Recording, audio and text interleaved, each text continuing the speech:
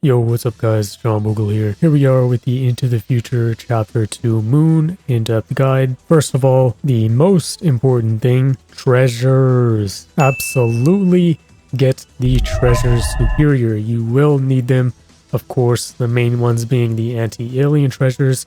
And for this stage, especially if you are using the anti-floating units, such as anti-floating Ubers and such, you will also need the help of the floating treasures as well, including the previous chapters too. So yes, get all of the treasures because it goes from a extremely difficult stage to an absolute joke once you get the treasures, and going forward you will need all of these treasures as well, so might as well just get them now. And if you do have all these superior treasures previously, then you can beat Moon and get that superior treasure and get a nice XP boost. But yeah, like I said previously, all of the previous chapters have to be at superior as well if you want a much easier time, especially with such low level units as we are using in this guide. Now, if you're using the help of some extremely powerful crowd control Ubers against floating and alien, then you might not need all the treasures right now, but we'll talk more about that later on. At the bare minimum, just get all of the crystals superior and of course the anti-floatings. But now let's talk about the lineup explanation. This is not exactly the lineup we're going to use here. First, I'm just going to explain some things, then we'll actually hop into this strategy explanation. As always, let's start with stallers and meat shields. At minimum, you'll need 3, but I do recommend 4, especially if you don't have like crazed units, and even more so if you don't have crowd control units. Now if you don't have crazed cats, then you can replace them with just coin cats or boogie cat or rover's true form if you do have it. Any cheap meat shield really works here, though having meat shields with different speeds definitely does help. I did make guides on how to get all the crazed cats with level 25 units, so if you want to see, you can check it out right there, because you can basically get all the crazed cats right after Empire of Cats chapter 3. So if you're stressing about crazed cats, don't worry, you can get them pretty easily with just the help of some few gachas if you don't have Ubers as well. Now let's talk about the most important part of the lineup, the crowd control units.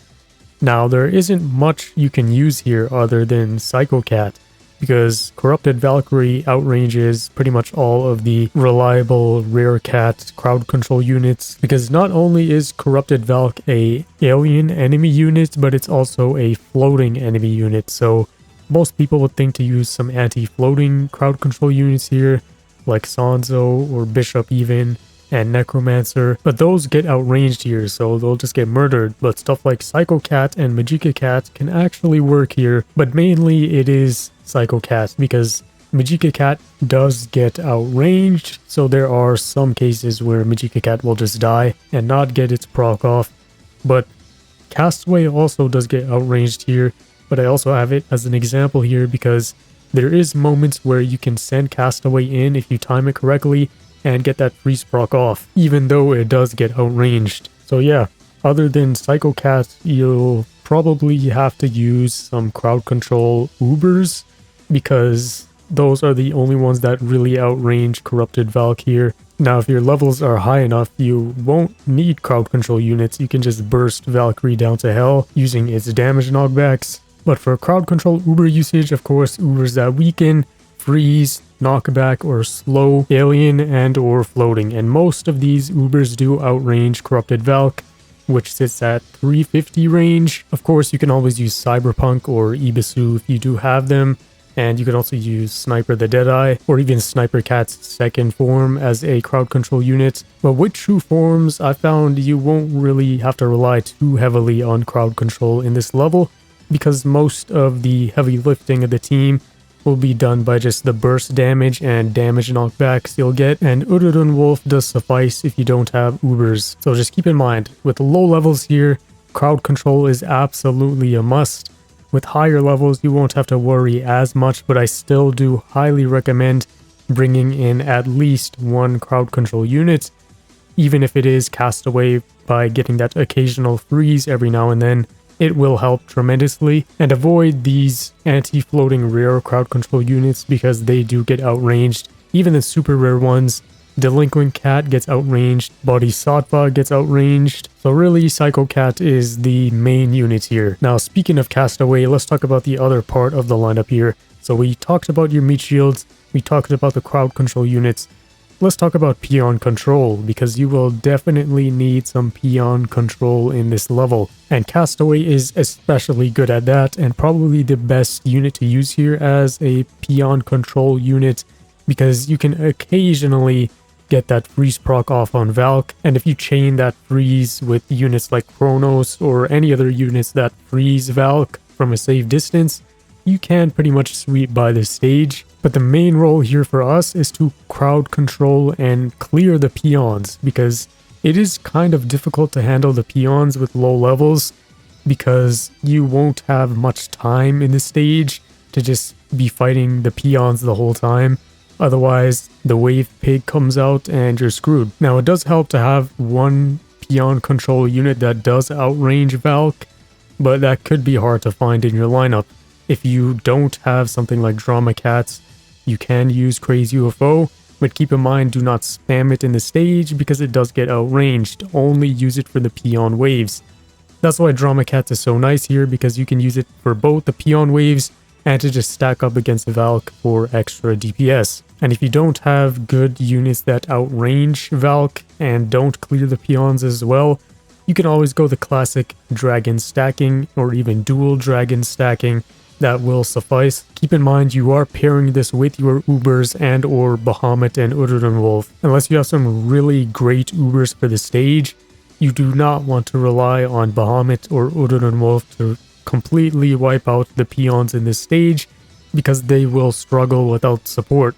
So that's why we need things like Castaway, Drama Cats, Dragon Cat, or even Paris Cat, Crazy UFO, Ring Girl, basically the general attackers. If you have true forms, Cameraman can help out, Can can help out as just nice peon control units. Crazed Legs can help out, Pole Vaulter can help out, even Metalist can help out with those bears hiding behind the peons at times. The best ones I'd say for sure here is Drama Cats and Crazed Dragon. And of course Castaway, and that is without the true forms. Of course, if you have true forms, there's much better options for just strictly peon control. I mean, there's Courier as well you can use, but having at least one peon control unit that can outrange Valk is extremely helpful, so do keep that in mind. And of course, like I mentioned before, you can fill the last slots with your Ubers and such. In this case, we're not using Ubers, so we're using Bahamut and Wolf at level 25. I found at level 20 it does get very, very risky, because if you don't have the right support for these two, it can become extremely RNG reliant on Wolf's knockbacks. But if you have Ubers, use them. Pretty much any Uber that outranges Valk would be better than Bahamut here, even if it's just a level 10 crowd control Uber. Like in Floating Continent, I showed how the level 1 White Rabbit can actually help out tremendously. So just keep in mind you can do things like that. Alright, let's hop in. No power-ups is required here, though Sniper Cat power-up will help if you have no crowd control units. And like I mentioned before, well, if you skipped here, then I highly recommend just watching the whole lineup explanation, because I did talk about a lot of important info in there that you will need to use for the strategies. But anyways, in the beginning, stall it out. Try to get your cash up, but you do not want to stall too long here in the beginning, because there is a timer. As soon as you start the stage, there is that timer of when the wave pig comes out. If you take too long in this level, you aren't able to kill Valk and destroy the base before like the 6 or 7 minute mark, the wave pig will come out, and it will come in an infinite wave.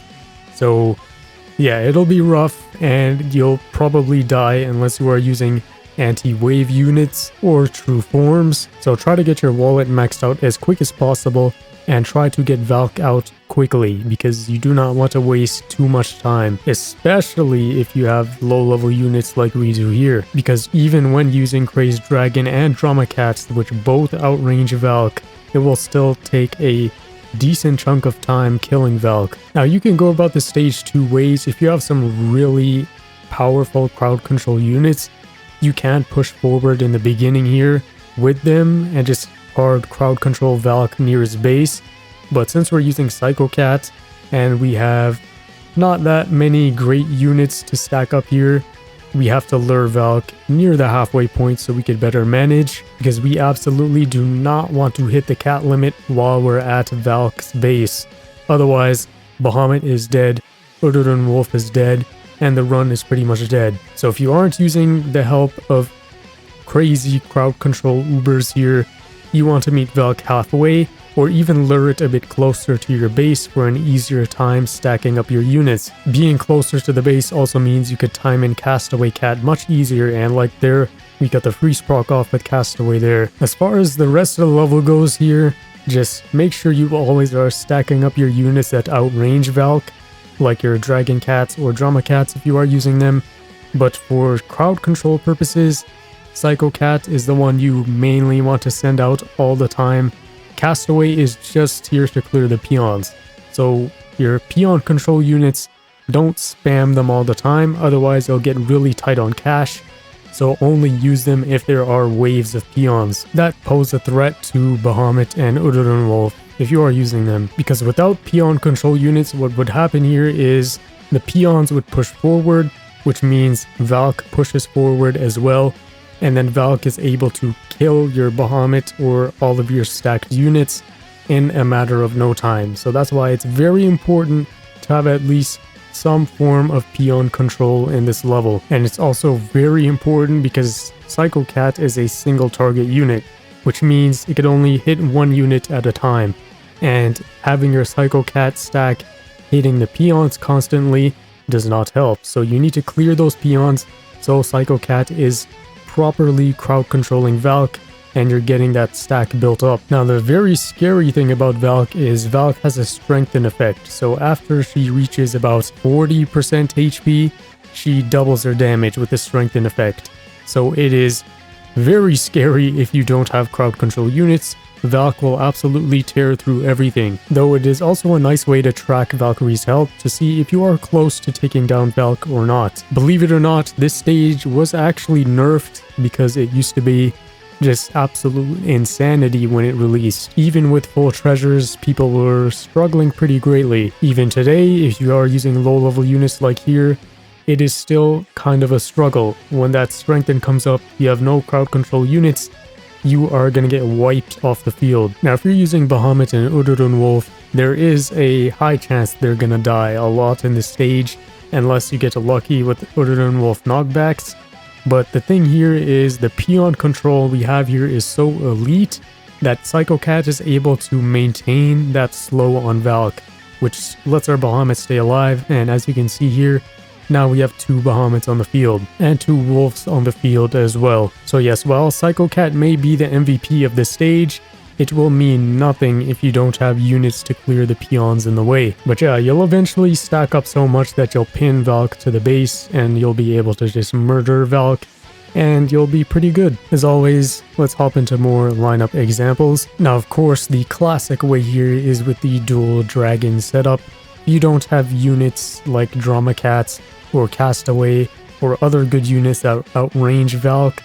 Dual dragons is pretty much the safest way here, and you'll actually see here that we beat the stage a lot quicker with the dual dragon stack method, even though my Dragon Cat here is +9 and Crazed Dragon is at level 20. But same or similar strategy applies. Lure out Valk a bit here since we don't have the help of crazy crowd control units.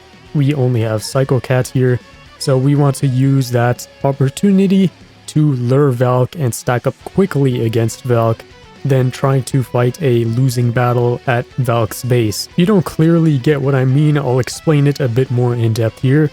Luring Valk means our cat units are able to get up to Valk in a shorter period of time, meaning we're able to stack them up a lot quicker compared to if Valk was at her base.